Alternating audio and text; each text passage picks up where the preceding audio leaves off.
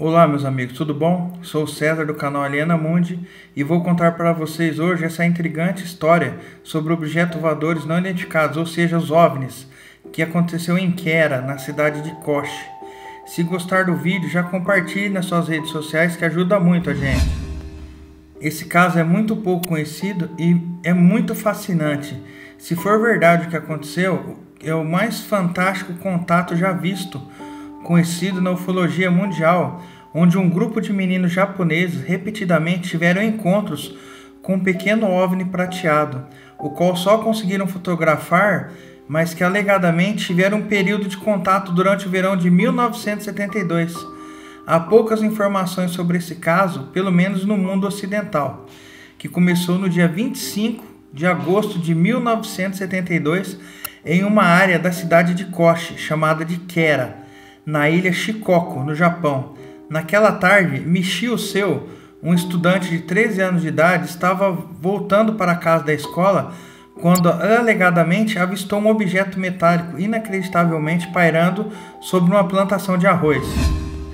Apavorado, o menino assistiu o objeto indo de um lado para o outro sobre a área. O objeto tinha a aparência de um chapéu de prata fosca, com uma parte inferior achatada e aba estreita. Sua cúpula curvada acima da aba íngreme. Mais tarde, o menino comparou os movimentos do objeto como de um morcego fazendo curvas fechadas ao perseguir um inseto.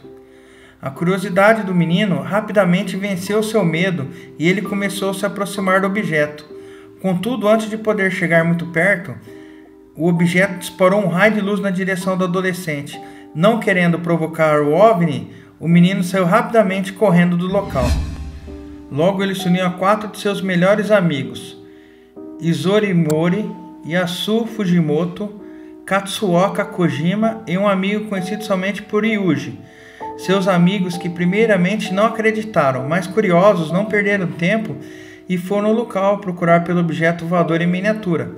Aproximadamente às 19 horas, Sel, Mori, Fujimoto, Kojima e Yuji chegaram à plantação de arroz. Os meninos ficaram vigilantes por mais de 1 hora, quando, para que o choque de todos, exceto Seu, o pequeno objeto retornou. Os adolescentes empolgados observavam o estranho objeto que estava pairando sobre o campo de arroz, aproximadamente uns 20 metros deles. Então, à medida que o sol se punha no horizonte, o aparelho começou a emitir uma luz multicolorida que pulsava.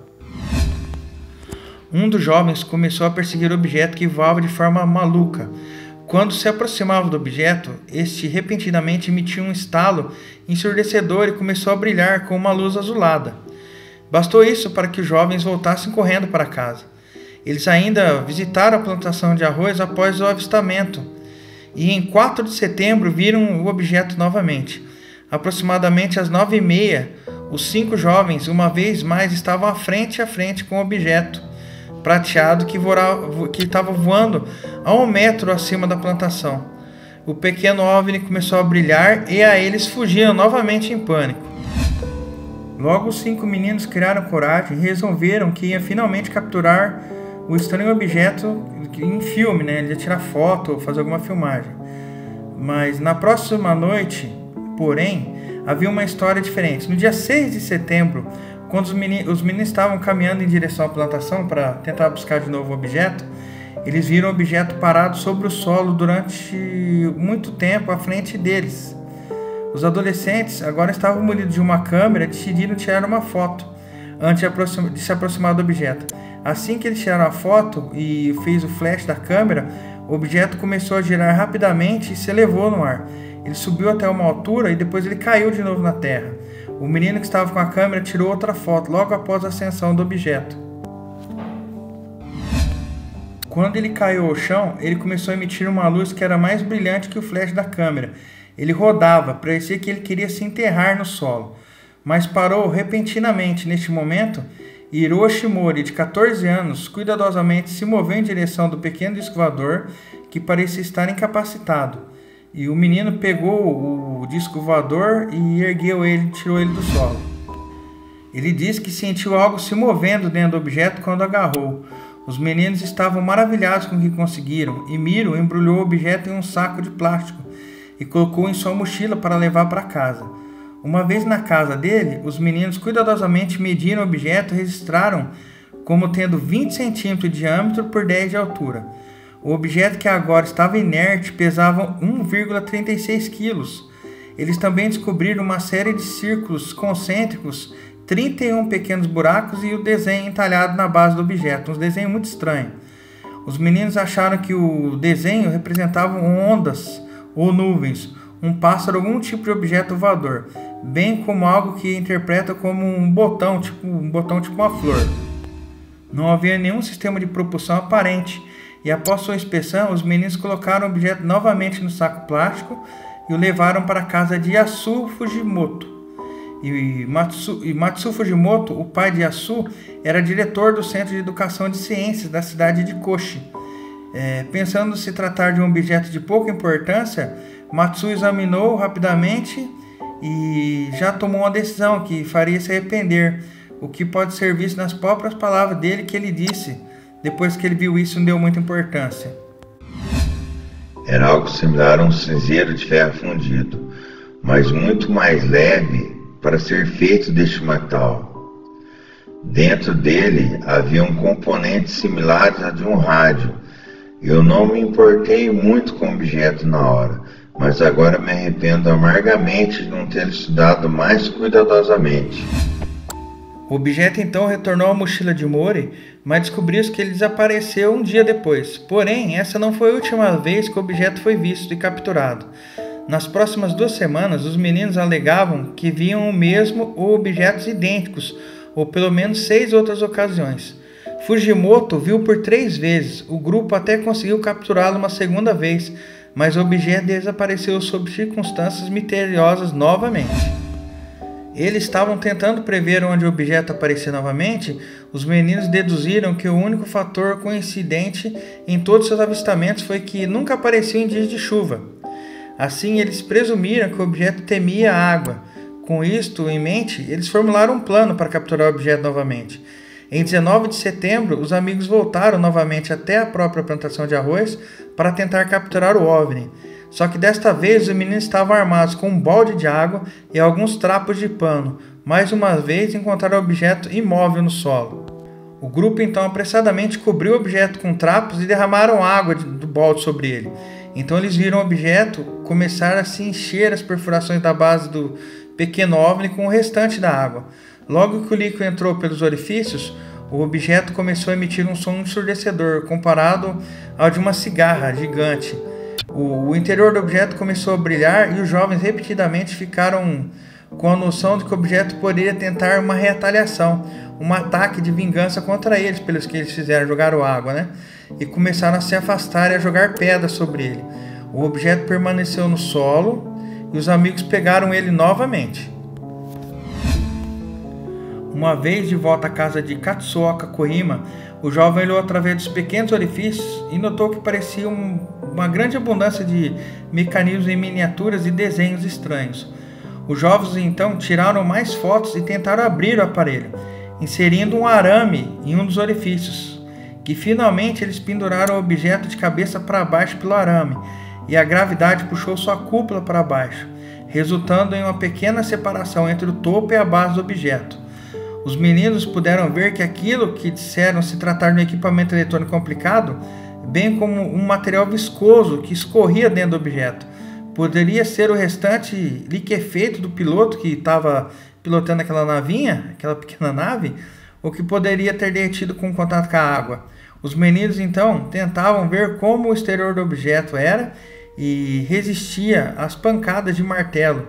Eles descobriram até que as partes mais finas do objeto resistiam às marteladas, por mais que batesse com muita força. Então eles decidiram fazer alguns experimentos, colocando o OVNI em um forno para ver se poderia aguentar as altas temperaturas. Mas a mãe de Kojima, Aiko Katsuoka, com sabedoria, impediu que eles fizessem isso. Ela também recusou em permitir que eles usassem o refrigerador. Eles queriam congelar o objeto para ver o que acontecia. E os meninos pensavam em ser uma maneira de impedir que o objeto escapasse novamente.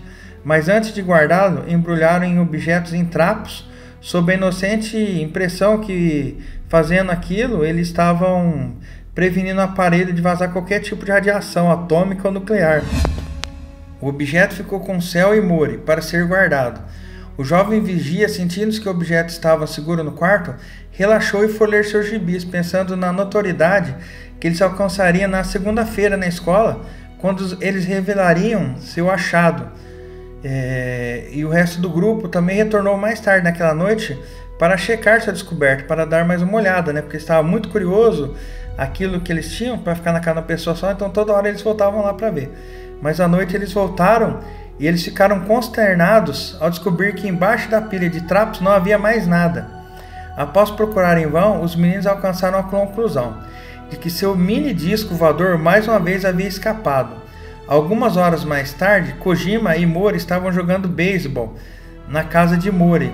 Kojima se inclinou sobre a cerca para pegar a bola e enquanto ele estava baixando para pegar a bola, para sua surpresa, ele viu no chão o disco parado. Ele rapidamente pegou o disco e voltou para a casa dele com um pequeno disco que estava no chão. Neste momento, os colegas espertamente decidiram que deveriam colocar o disco, marcar ele na cúpula dele com uma tinta. Isso confirmaria se eles estavam realmente encontrando o mesmo objeto a cada vez.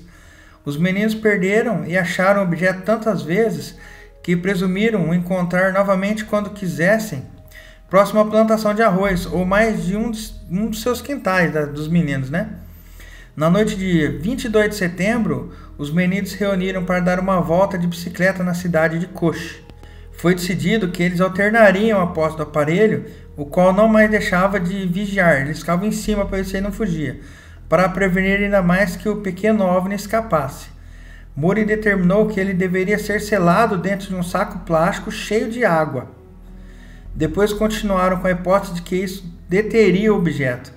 Se não fosse suficiente, os meninos amarraram um pedaço de barbante na boca do saco, até o pulso de quem ficaria tomando conta do objeto, para assegurar que ele não sumiria outra vez.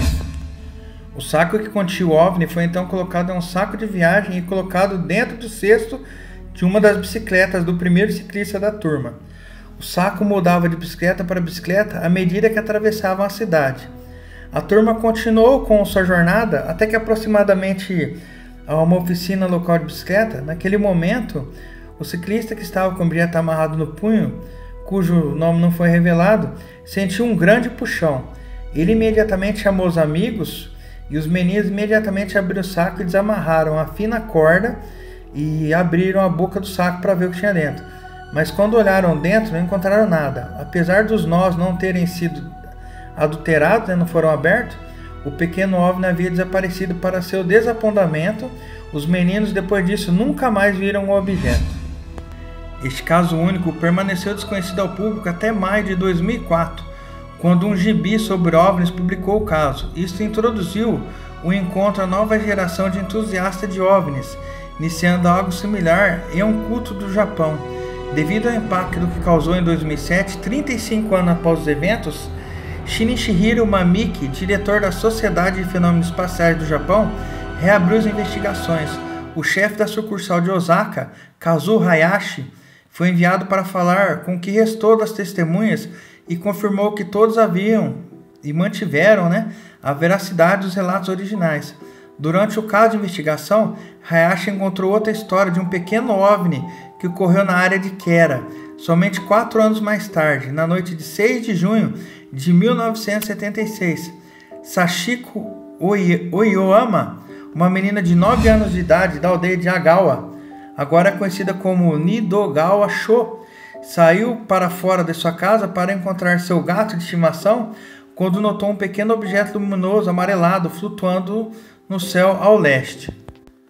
Oyama atravessou a rua para melhor visualizar o objeto. Foi quando ela viu um objeto anormal descendo em uma mata próxima. Curiosa, a garotinha seguiu o OVNI até a beira da mata. Foi quando, alegadamente, o objeto atingiu uma árvore e aterrissou silenciosamente na calçada, perto dos seus pés, emitindo um assobio. Mais tarde, Oyama descreveu o objeto como parecendo como um chapéu prateado. Apesar de alguns dos relatos descreveram como preto, algumas pessoas falam que ele era preto, e que tinha aproximadamente 16 centímetros de diâmetro. A corajosa garota se abaixou e tocou o objeto, o qual ela alega estar coberto com uma substância viscosa que aderiu ao seu dedo.